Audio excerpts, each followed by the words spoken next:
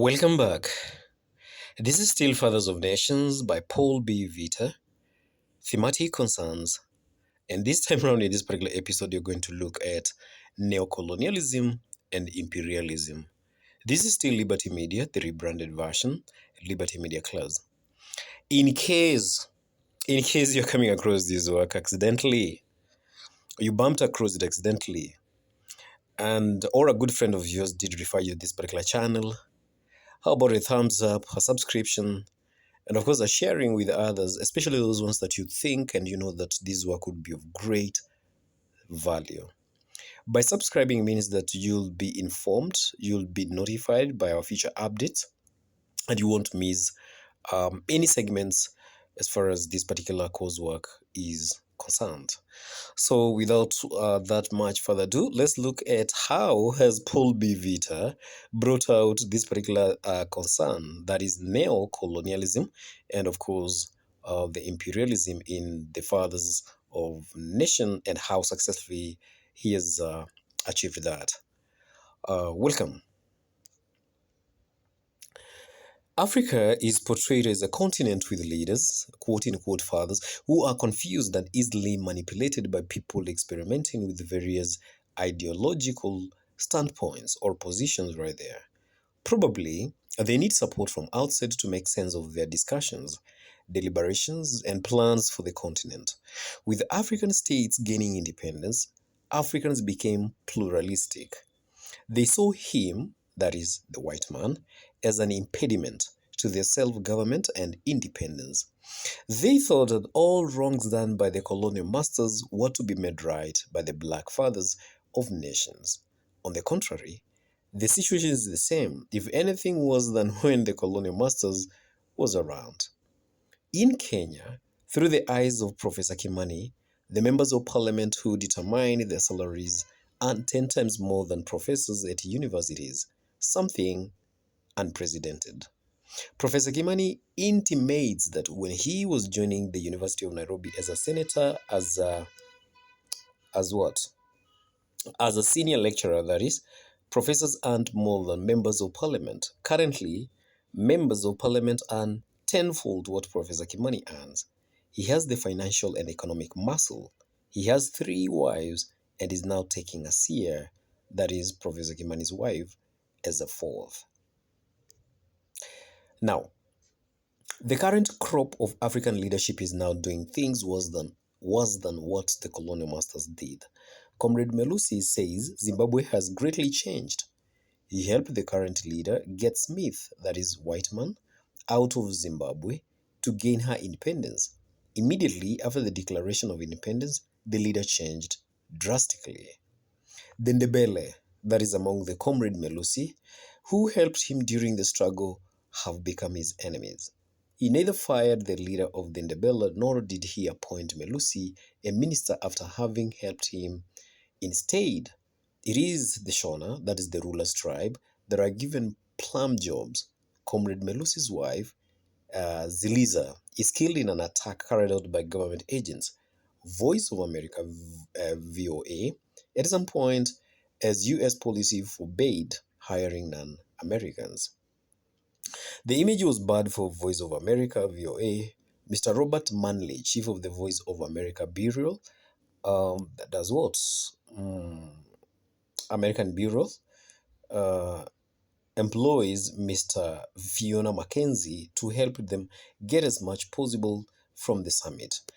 Though she is on the ground collecting information, Mr. Nick Sentinel, a communication technician, has a silent listener that records conversations around the Seamount Hotel. He is more informed about the goings on at the hotel. He can see the plans and even design ways to counter those maneuvers.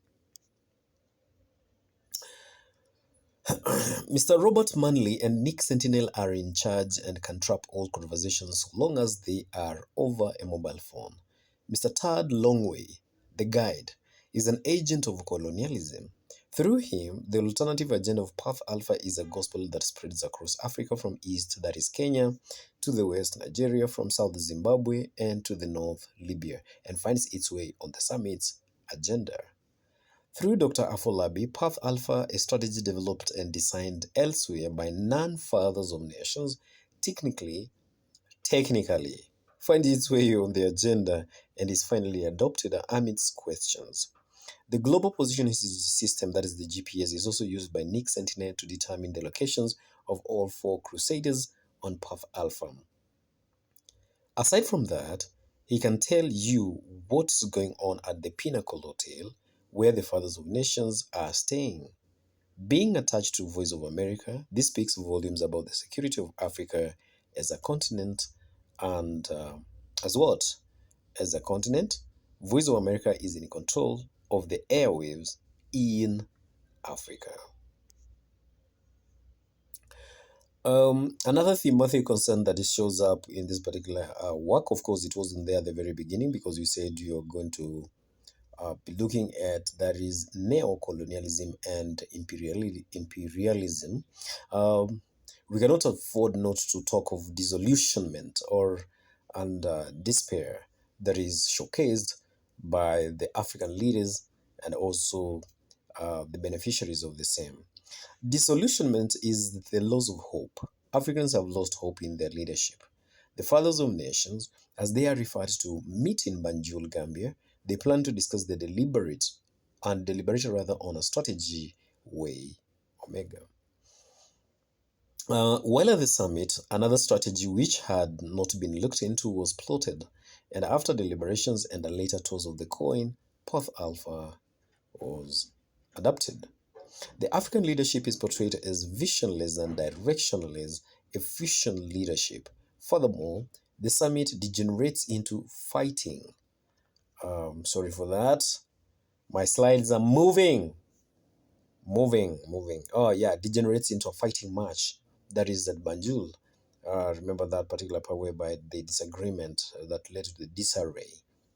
And in accepting to join the Path Alpha, which is advocated by 4x4 men representing the four corners of Africa, it's evident that Africans have lost hope in the status quo. The experiences that they have undergone do not give them the latitude to speak well of the systems that exist. Professor Kimani, despite being a professor, is a disillusioned man. He has lost a wife to a former junior college professor at the university, newborn Walomo, currently a member of parliament.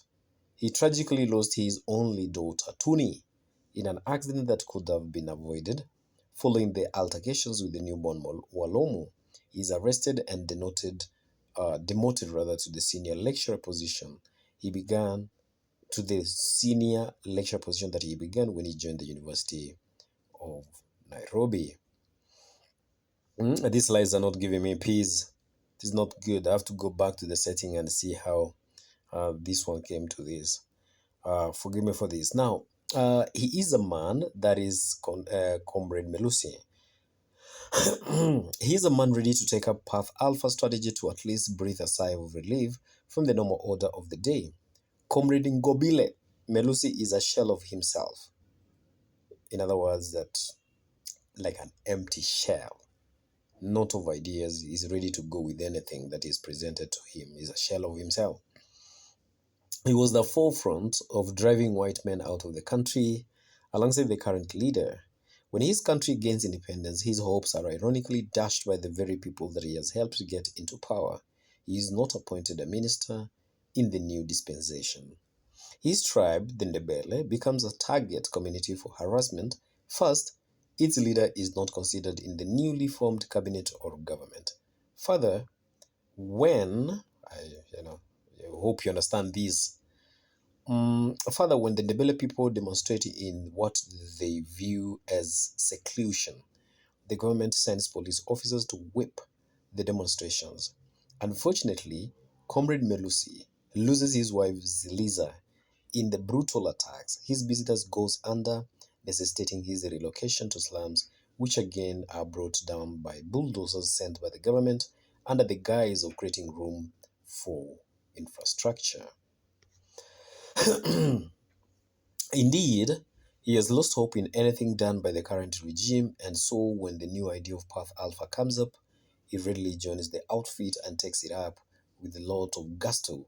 hoping against hope that this new strategy will breathe a new lease of life into his empty and hopeless spirit. Engineer Saif Tahir is upbeat after finishing his studies abroad and returning home. He is in cahoots with the Libyan leader and fully supports Fast Fist of Allah, a group supported and funded by the ruler. Suddenly, the ruler abandons the Fist of Allah in his quest to propose to Rahma Mahmud, his junior, at the weapons laboratory. He loses his eye, as does Rahma Mahmud. Yeah, both of them they lose their eyes. Engineer Taib feels dejected and to cover and run away from this despair. He leaves Tripoli for Benghazi, where he leads a lonely life. With this desperation, inside he falls prey to the new strategy. Um, he falls what? Right there, the last second line. With this desperation inside, he falls prey to the new strategy, Path Alpha, and readily accepts it. For in it he sees some hope and solace. Pastor Chamaka epitomizes despair and loss of hope. He was a reckless driver. He gets involved in an accident that miraculously turns around his life and makes him a pastor. In his second sermon, he attacks the powers that be. He is arrested, released, and banned from preaching. Mhm. There is something that he feels is not right. With these challenges, Pastor Chamaka desperately wants to join Path Alpha. In this new strategy lies hope for the church and for Africans as a whole. The four men from various parts of Africa are microcosm of a larger picture of Africans. Africans have lost hope and are therefore clinging to any stroke that can give them hope. End of slide there. Did you see that? End of slide show. Now, good learners, sorry for that particular that was on a light note. This marks again the end of this particular episode here. It wasn't really that short, maybe to be honest. And maybe you'd want, I remember to have said previously before we got into this that for this particular work to make sense, you need to have read the text maybe a number of times, maybe twice or even thrice, so that all these things that you're talking about here would make clear sense. And above all, I would prefer and I would advise that you pause along the lines, along the slides, take that which that makes more sense, have some notes down, maybe the most important things that you feel like this and that can make up maybe some of the sentiments that when you're called upon to respond, you at least have something at your fingertips to, to respond on.